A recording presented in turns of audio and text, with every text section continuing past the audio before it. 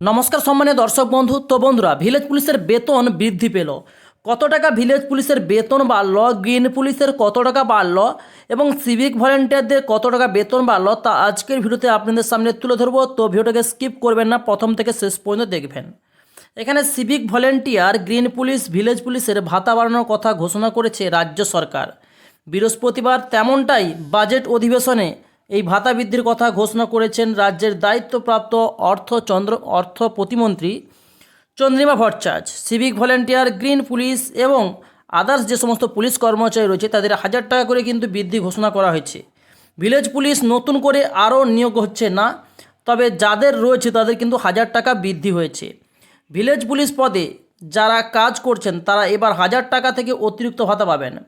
যদিও এই ভাতা বৃদ্ধির কথা বর্ধিত হারে এই অর্থ এখনই পাচ্ছেন না তারা। বর্ধিত হারে মিলবে অর্থবর্ষ 2024-25। সেক্ষেত্রে বর্ধিত হারে ভাতা এপ্রিল থেকে গিয়ে ভিলেজ পুলিশের অর্থ তহবিলে প্রতিফলিত হবে। ভিলেজ পুলিশ সাধারণত 344 টাকা করে প্রতিদিন ভাতা পান। সেক্ষেত্রে মোট কর্মদিবস অনুযায়ী 1000 টাকা অতিরিক্ত যোগ করা হয়েছে। এবং চন্দ্রিমা ভট্টাচার্যের বাজেট পেশ অধিবেশনে 1,50,000-এরও বেশি civic volunteer, green police, village police ইত্যাদিকে পুলিশের কাজে সহায়তা করার জন্য ব্যবহৃত হয় এবং তাদের জন্য পারিশ্রমিক হিসেবে প্রতি মাসে 1000 টাকা কিন্তু প্রত্যেকের বৃদ্ধি করা হচ্ছে। এবং রাজ্য পুলিশে এদের যুক্ত হওয়ার কোটাও যেটা 10% ছিল সেটা বাড়িয়ে কিন্তু 20% করে দেওয়া হয়েছে। এই কোটাটা এর জন্য 180 কোটি টাকা বরাদ্দ করা হয়েছে।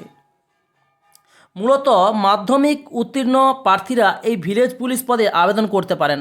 প্রার্থীর বয়স হতে হবে 20 থেকে 30 বছরের মধ্যে এবং সংশ্লিষ্ট জেলা পুলিশের তরফে বিজ্ঞপ্তি প্রকাশ হয়ে থাকে। প্রার্থীরা ভিলেজ পুলিশ হলে সাধারণত নিজস্ব এলাকায়, গ্রাম পঞ্চায়েত এলাকায় খবরাখবরের কাজ করতে হয়। কোনো অপরাধ সংগঠিত হচ্ছে কি না সে ব্যাপারে সংশ্লিষ্ট পুলিশকে জানাতে হয় এবং ভিলেজ পুলিশকে নিজের এলাকায় কোথায় কী হচ্ছে সে সমস্ত কিছু জানতে হয়। এমনকি নিজের এলাকায় যে সমস্ত সিভিক ভলেন্টিয়ার রয়েছে তাদের নিয়ন্ত্রণের দায়িত্ব থাকবে এদের হাতে। সংশ্লিষ্ট পুলিশের কাজে সহায়তার জন্য এবং খবরাখবর জানার জন্য এই পুলিশকে কিন্তু ব্যবহার করা হয়। আরও উল্লেখযোগ্য রয়েছে যে ভাতা বৃদ্ধির জন্য রাজ্য সরকার অতিরিক্ত 180 কোটি টাকা খরচ করতে চলেছে। ভাতা বৃদ্ধির পাশাপাশি ভিলেজ পুলিশ, সিভিক ভলেন্টিয়ার পুলিশের সংরক্ষণের পরিমাণও বাড়ানো হয়েছে এবং বাজেট অধিবেশনে জানানো হয়েছে রাজ্য পুলিশ নিয়োগের ক্ষেত্রে 10% সংরক্ষণ ব্যবহার করা হতো।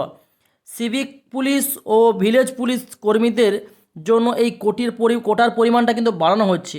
এবার কোটা থেকে সংরক্ষণ বাড়ানো হচ্ছে 20%, অর্থাৎ সিভিক থেকে ডাইরেক্টলি পুলিশ বা কনস্টেবল পদে কিন্তু নিয়োগ করতে পারেন বা নিয়োগ হতে পারে। কোটার পরিমাণটা বেড়ে গেছে, 10% যেটা ছিল সেটাকে বেড়ে 20% করা হয়েছে। এই 20%-এর মধ্যে যারা সব দিক থেকে উত্তীর্ণ হবেন পরীক্ষা এবং ইন্টারভিউ তারাই কিন্তু রাজ্য সরকারের কনস্টেবল পদেও নিয়োগ হতে পারে। এবং সিভিক পুলিশ, ভিলেজ পুলিশের ভাতা বাড়ানো ছাড়াও অবসরকালীন সুবিধা হিসেবে তাদের কিন্তু 5 লক্ষ টাকা সুবিধা পাবেন। রাজ্যের সমস্ত কর্মীরা এতদিন ধরে অবসরকালীন সুবিধা হিসেবে মাত্র 2 থেকে 3 লাখ টাকা পেতেন। এবার থেকে তা বাড়িয়ে 5 লাখ টাকা পর্যন্ত সুবিধা ঘোষণা করলেন মুখ্যমন্ত্রী মমতা বন্দ্যোপাধ্যায়ের সরকার। অর্থাৎ প্রতিটি সরকারি কর্মচারী তার অবসরকালীন হিসেবে 5 লাখ টাকা পাবেন। এই খাতে রাজ্য সরকার 100 কোটি টাকা বরাদ্দ করেছেন। তো বন্ধুরা, বুঝতেই পারছেন সিভিক ভলেন্টিয়ার থেকে শুরু করে ভিলেজ পুলিশ, গ্রিন পুলিশ সবাই কিন্তু মাসিক পারিশ্রমিক হিসেবে 1000 টাকা বৃদ্ধি পেয়েছে।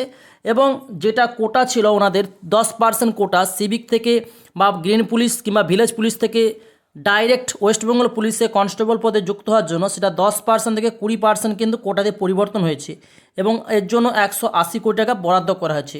তো আজকে ভিডিও কেমন লাগলো সেটা কমেন্টস বক্সে অবশ্যই কমেন্টস করে জানাবেন। ভিডিও যদি ভালো লাগে ভিডিওতে অবশ্যই লাইক, শেয়ার এবং সাবস্ক্রাইব করতে ভুলবেন না। তো thanks for watching my video.